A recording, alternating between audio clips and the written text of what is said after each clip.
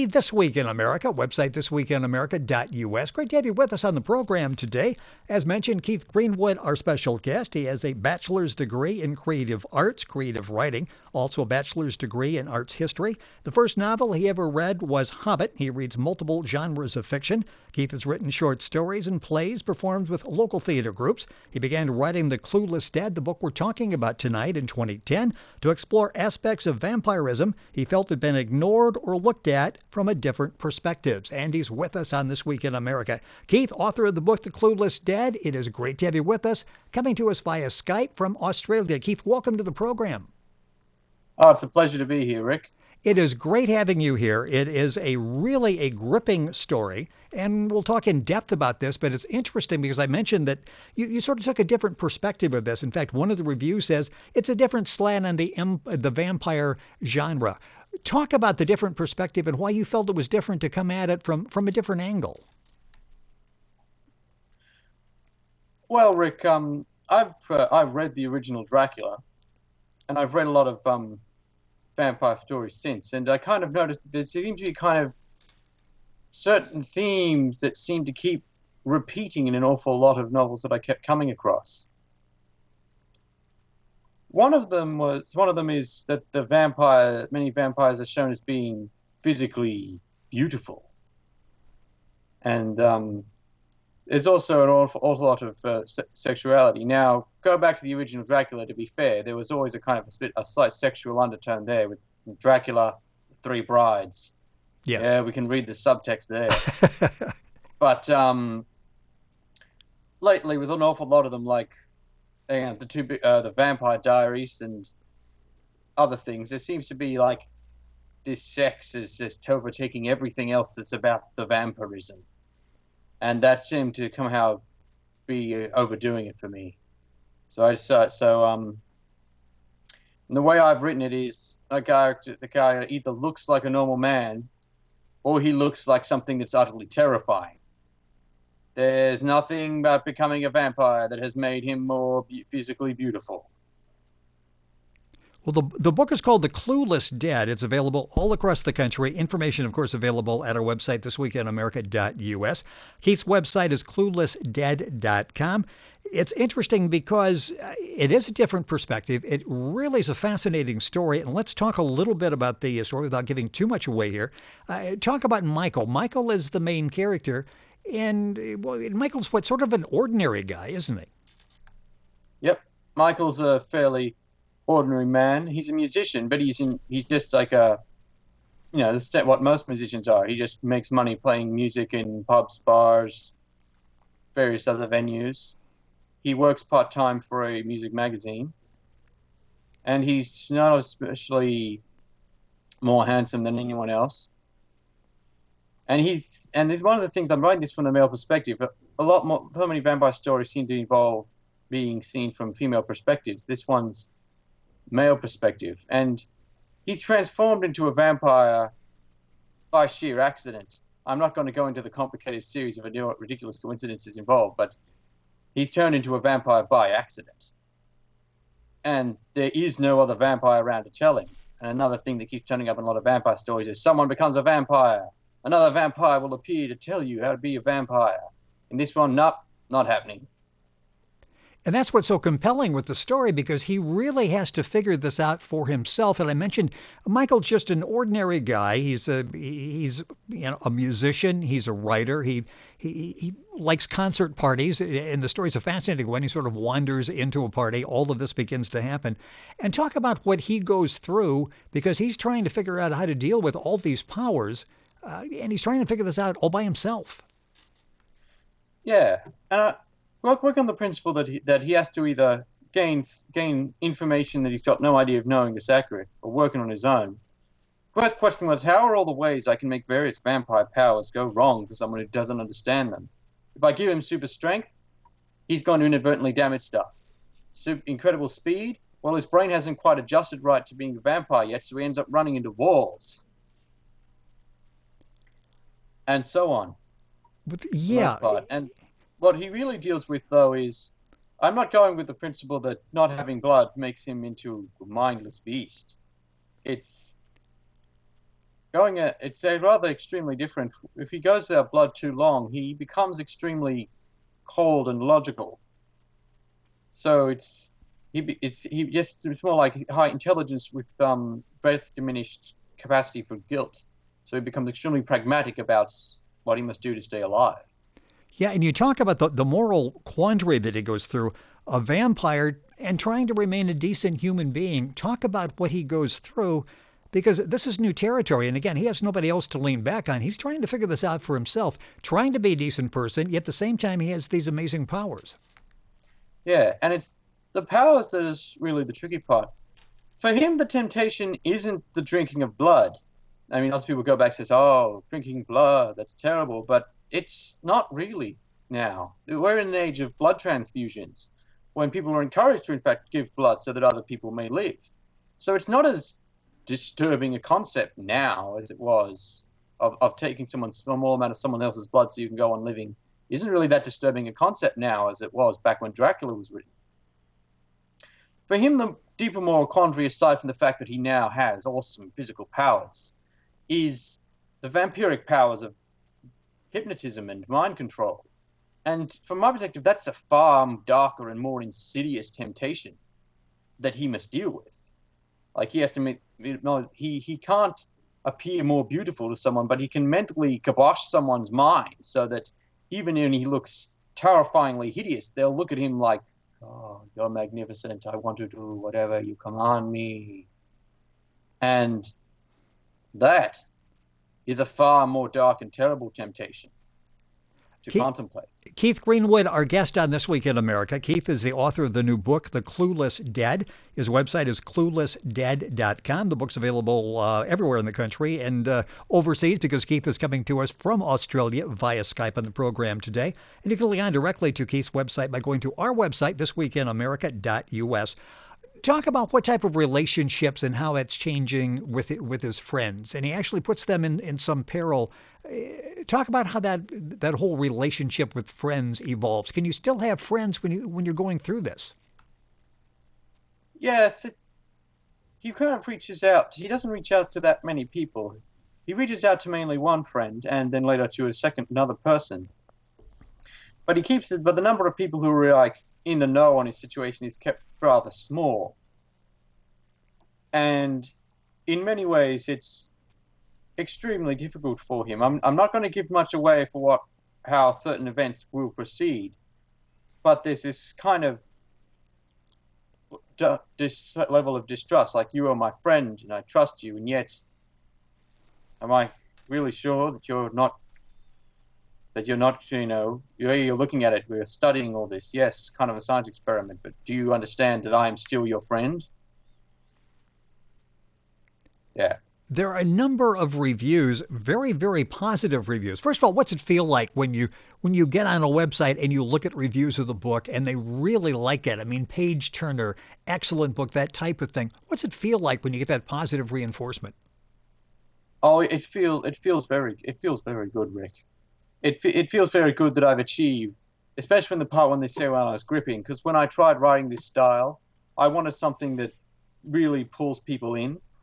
I focus it. It's focused through the first-person male perspective, and when everyone tells me that it's gripping, that's really good to know that I managed to achieve the effect. One of the reviews, a 5-star, said it was a really a good take and a different take on the whole vampire genre. And that's what you set out to do. And it's got to be rewarding that, I did this and people are catching on. They're understanding I'm coming at this a little bit differently and they really appreciate this. And it really gets them thinking about the book. Hmm. And that has to be rewarding when that validation that, yes, I did this and yes. They really appreciate what I just did for them. Yes. Yeah. That's it feels very good to know that I've actually accomplished it. To know that people appreciate me wanting to. Yeah, I wanted to go back to showing vampires as more awesome. I'm somewhat opposed to too much of this. I mean, I'm not opposed to a little bit of romance, but too much of this romancy, teen angst thing with vampire stories. I wanted to go back to, Dracula vampires and Dracula vampires, like they're awesome ageless warriors with incredible powers. But let's see what it's like. I will bestow upon this upon a normal man, and we're all being dragged along on his journey where his entire life has now been completely upended, and he's in totally unknown territory. The book we're talking about is The Clueless Dead. The author is our guest on This Week in America, Keith Greenwood. The website is cluelessdead.com. You can link on directly to Keith's website by going to our website, thisweekinamerica.us. I mentioned that in 2010, you actually sat down and decided to write The Clueless Dead. Talk about how long before that this was really kicking around in your mind when you decided, all these seem to be going in the same direction. I want to try something a little bit differently. How long was this sort of like working out in your mind before you sat down to write the story? I guess the concept was kicking around my mind for 2 to 3 years before that. I had a bunch of other stuff I was working on and various performances I was taking part in. But it kind of all...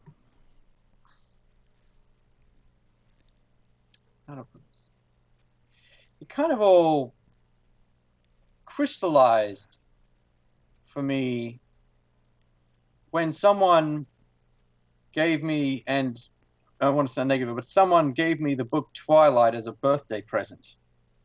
And thus I felt obliged to read it. And then I decided, and I looked at it, and then I looked at my copy of Dracula, and I looked back at Twilight, and I said, right, I must stop this. Because I can't really stop it. But I like something, so I'm going to write a vampire character that would burst through the wall and knock Edward Cullen out through the other wall. Well, that was motivation, and obviously it worked because you've done that in the book, The Clueless Dead. Keith Greenwood, our guest on This Week in America. Let's talk a little bit about the writing process and where that desire to write came from. I mentioned the first book you read was Hobbit. What was it about that and going into that world that you really liked and thought you'd like to not only explore that by reading what somebody else is writing, the worlds they created, but you wanted to create your own worlds? Yes.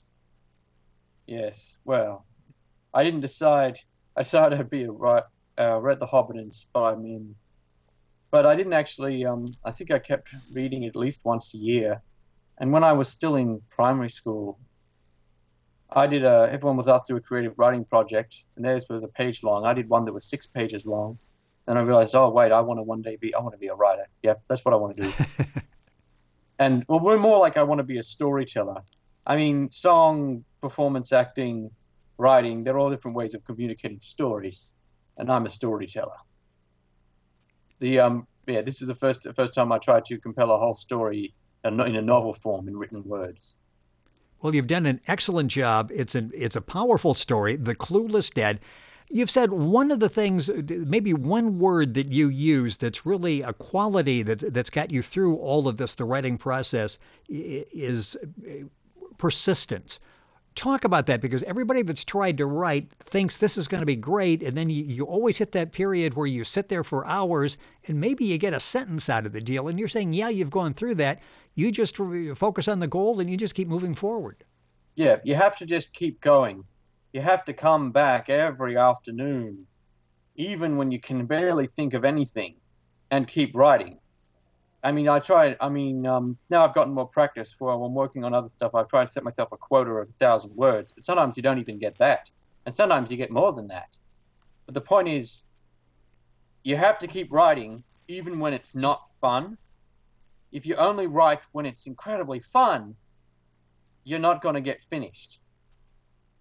David Eddings once put a quotation where he said that when it's going well, I'm not sure if I'm remembering this correctly. I've got another comparison. But when writing's going well, it's fantastic. Yes. It's like you're standing on top of a mountain. You're summoning fire, lightning from the heavens. And when it's not going well, it's like you're banging your head against a wall with spikes. Again and again, again and again. And I've talked to lots of other people who said, oh, I started writing a novel and something like that. And then they stopped when they got to the part where it's really frustrating. And takes ages, and that can go on for a long time. So you have to, so without persistence, you're not going to finish a novel because you're basically trying to build a mountain of words on your own. And if you procrastinate and just say you don't want to do, if you only write when you feel good about it, you won't get there. How many times do you go back? And I guess I'm talking in drafts. How many times do you go back and revisit and revise and revamp and maybe think about it for a couple of days? Yeah. So you, even though it's done, it's on paper or in the computer, it's still not finished yet. You still could go back and make some changes, tweak it some. Yeah. Yeah, often it's like little fixing spelling errors and tightening up bits of sentence structure to bring it across. And other times, I look back and says, does this actually work with everything else that's happening? Maybe adjust it. I mean, I know I already have the general plan of how the story's going to go and what main events are going to happen. And getting to those events is sometimes a bit tricky. Keith, and after the final thing's all complete, with the Clueless Dead, after I'd finally got the entire thing completed, because I needed an objective statement, I got someone else to do an editing of it for me. And then they sent it back, and then I went, oh yeah, that's good. And then I tightened it up and edited it a bit more, mainly because I needed another person who wasn't me to have a look at it. Keith Greenwood, our guest on This Week in America. A couple minutes left in the program. The book we're talking about is The Clueless Dead. It's a gripping story. It really is an excellent story on top of everything else you'll find is a great mystery. It's a page-turner, twists and turns, a lot of unexpected twists and turns.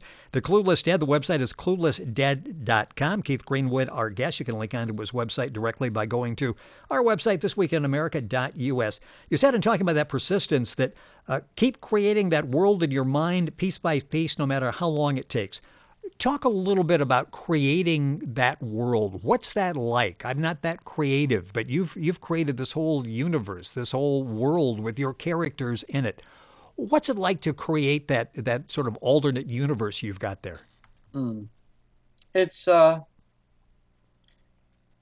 very interesting. Although to be fair, it's set in our world. Yes. I haven't created an entire separate fantasy reality. But it was very interesting, especially because since a lot of it's at night, I try to capture the essence of what Sydney is at nighttime. And then I just make it just a little bit darker without the adding of the supernatural. But even without the supernatural, there's times wandering down the streets of Sydney that can get kind of really creepy, especially out in the there's sections of Sydney close to the main city that are lines and lines of old worker flats. And they're close to the city, but you would hardly know it because of the sound of traffic's all blocked. And at night, when no one's around and the wind is caught up in this kind of corridor of the buildings, it's really quite eerie. You feel like you're utterly alone in the world. And you bring that across because as you're reading it, you feel like you're there. You've got this sense that, okay, I've never been there, but I feel like I know where this place is. I feel like I'm actually walking down the street, like I'm sensing all of this. You're working on another novel. How is that coming? It's coming along a bit better now. I'm not finished, but I'm still working through it. And basically, it's where I'm just adding more misery onto Michael. Because there's no other vampires in Australia, in the Clueless Dead. In the second novel, I'm explaining the utterly awful reason why. Well, I'm looking forward to reading that. And this is such a visual book, as I say, a sensory book as you're reading this. Any discussion of maybe this becoming a movie, that type of thing? Oh, I've been looking into that. Some people mentioned that the way I've structured it means it would translate extremely well visually. Yes. That's a bit of a work in progress at the moment. Well, it is an excellent book. It's called The Clueless Dead. Keith Greenwood, the author, is our guest on the program. His website is cluelessdead.com. And you can link on directly, of course, by going to our website, thisweekinamerica.us. The book's available at Amazon, Barnes & Noble, all of the places where books are sold. The Clueless Dead. Keith, congratulations on an excellent job. This has to be a rewarding time for you to be getting the response that you're getting. And again, that appreciation that, I created the story and people really like it. Yes. Well, we'll look forward to the sequel. And just when we think we know about Michael, we'll find out more about him as it unfolds in the sequel. Keith, thank you so much for being with us on the program. It's great to have you with us. It's a pleasure, Rick. Keith Greenwood, our guest. The book is called The Clueless Dead. His website is cluelessdead.com. And, of course, information at our website, thisweekinamerica.us.